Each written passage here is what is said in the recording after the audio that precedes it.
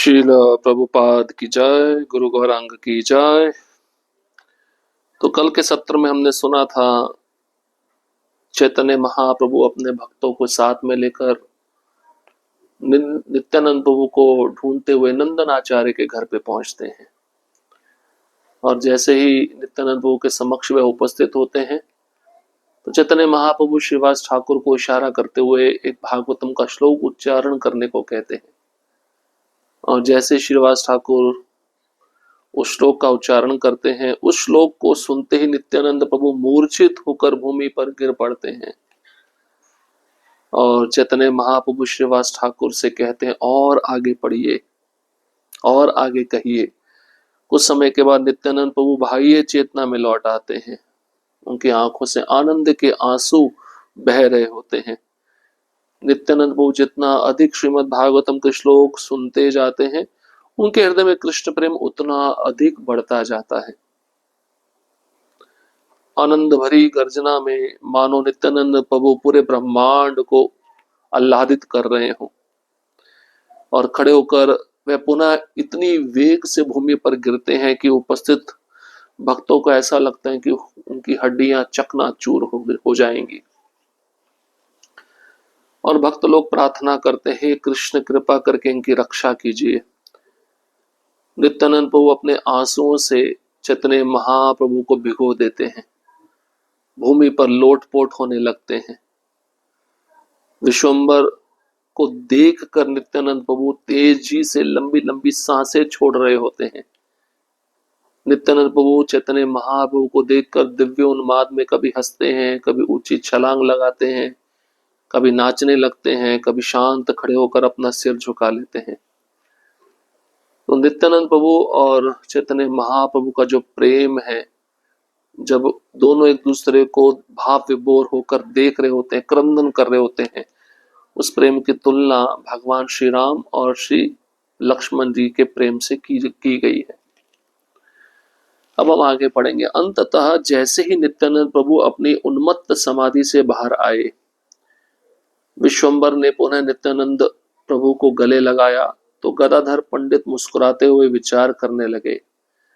अनंत शेष के रूप में नित्यानंद प्रभु भगवान विष्णु की शैया बनकर उनकी सेवा करते हैं और भगवान विष्णु उन पर विश्राम करते हैं, परंतु आज सेवक होने का उनका गर्व चूर हो गया है, क्योंकि आज से विश्वम्बर भगवान विष्णु की भुजाओं में विश्राम कर रहे हैं।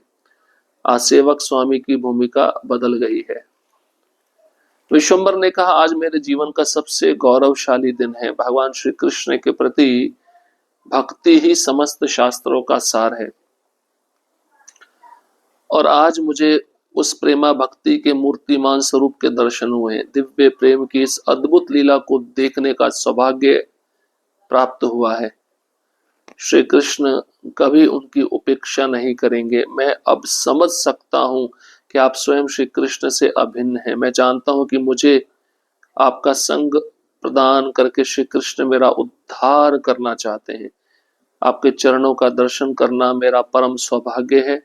मैं जानता हूं कि यदि मैं इन चरण कमलों की पूजा करूंगा तो निश्चित ही मुझे कृष्ण प्रेम की प्राप्ति होगी। नित्यानंद प्रभु अपनी उन्मत्त समाधि से जब बाहर आते हैं, चैतन्य महाप्रभु पुनः नित्यानंद प्रभु को गले लगा लेते हैं। गदाधर पंडित मुस्कुराते हुए विचार कर रहे होते हैं कि अनंत शेष के रूप में नित्यानंद प्रभु भगवान विष्णु की शैया बनकर उनकी सेवा करते हैं और आज वही अनंत शेष भगवान विष्णु के भुजाओं में आलिंगित होकर पड़े हुए हैं। आज तो नित्यानंद प्रभु को जो सेवक होने का गर्व है वह चूर हो गया होगा, क्योंकि भगवान विष्णु की भुजाओं में, चैतन्य महाप्रभु की भुजाओं में वे विश्राम कर रहे हैं। आज सेवक स्वामी की भूमिका बदल गई। आज सेवक स्वामी बन गए, स्वामी सेवक बन गए। चैतन्य महाप्रभु ने कहा, आज मेरे जीवन का सबसे गौरवशाली दिन है।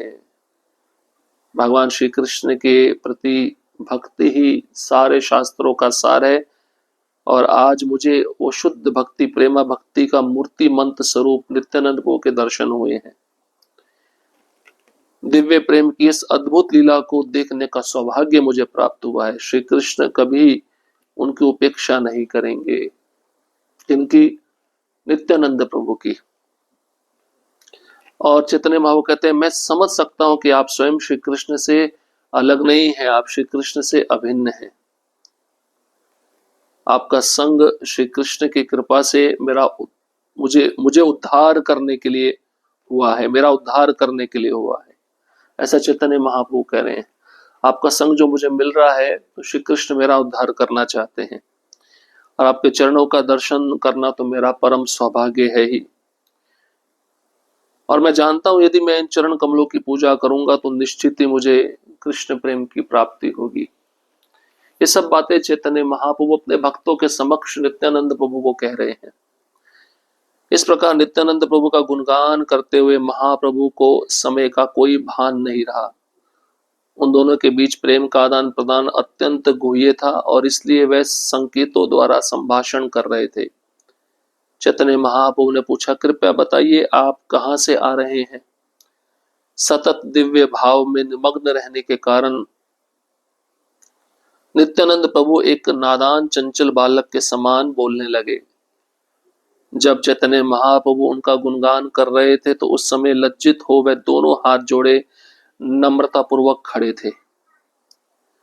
तो नित्यानंद प्रभु का गुणगान चैतन्य महाप्रभु करते जा रहे हैं। चैतन्य महाप्रभु को समय का कोई भान नहीं रहा। चैतन्य महाप्रभु और नित्यानंद प्रभु के बीच प्रेम का जो आदान प्रदान है अत्यंत गुह्य है, इसको समझ पाना सबके बस की बात नहीं है। इसलिए दोनों संकेतों के द्वारा संभाषण कर रहे थे। उनकी बातचीत संकेतों के द्वारा हो रही थी, प्रत्यक्ष संभाषण नहीं हो रहा था।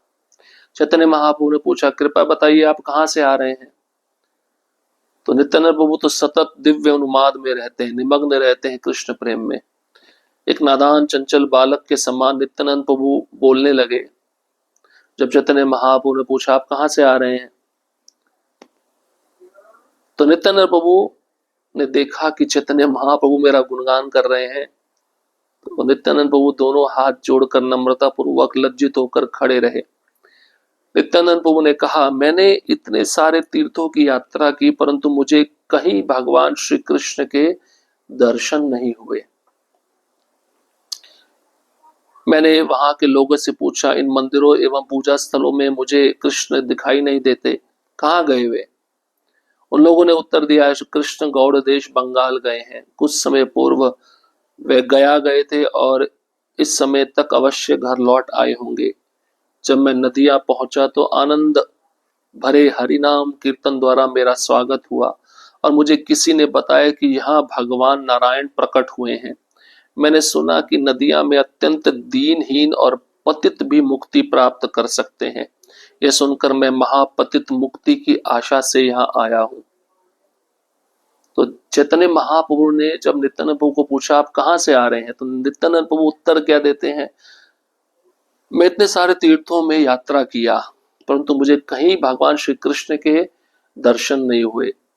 मैंने वहां के लोगों से भी पूछा, मंदिरों एवं पूजा स्थलों में मुझे कृष्ण दिखाई नहीं देते, वे कहाँ गए हैं? तो उन लोगों ने उत्तर दिया, कृष्ण अब बंगाल गए हैं, गौड़ देश गए हैं। कुछ समय पहले वे गया गए थे, इस समय तक अवश्य अपने घर लौट गए होंगे। और जब उनके आदेशानुसार मैं नदिया पहुंचा तो आनंद भरे हरिनाम कीर्तन द्वारा मेरा वहां पर स्वागत हुआ और मुझे किसी ने बताया कि यहाँ भगवान नारायण प्रकट हुए हैं। मैंने सुना कि नदिया में अत्यंत दीनहीन पतित पापी मुक्ति प्राप्त कर सकते हैं, मुक्त हो सकते हैं। यह सुनकर मैं भी महापतित हूँ, मुक्ति की आशा से यहाँ आया हूँ, मैं भी पापी हूँ, ऐसा नित्यानंद प्रभु चैतन्य महाप्रभु के समक्ष कह रहे हैं।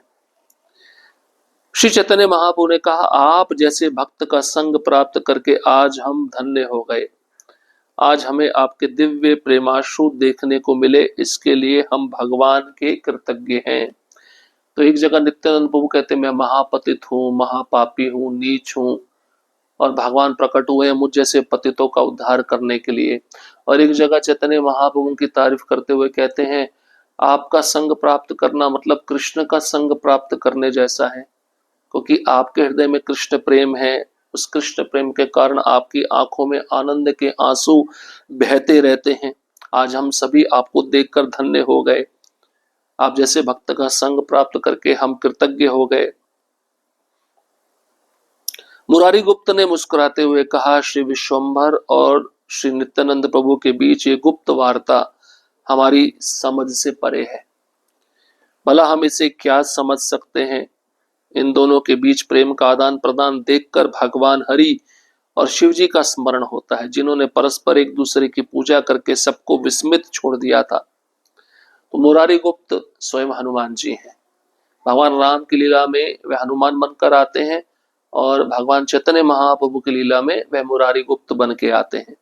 तो मुरारी गुप्त मुस्कुरा रहे थे इस संभाषण को सुनते हुए, और उन्होंने कहा, चैतन्य महाप्रभु और नित्यानंद प्रभु के बीच ये जो गुह्य वार्ता है, गुप्त वार्ता है, हमारी समझ से परे है। हम समझना भी चाहेंगे तब भी हमें समझ में नहीं आएगा। भला हम क्या समझेंगे ऐसी वार्ता को।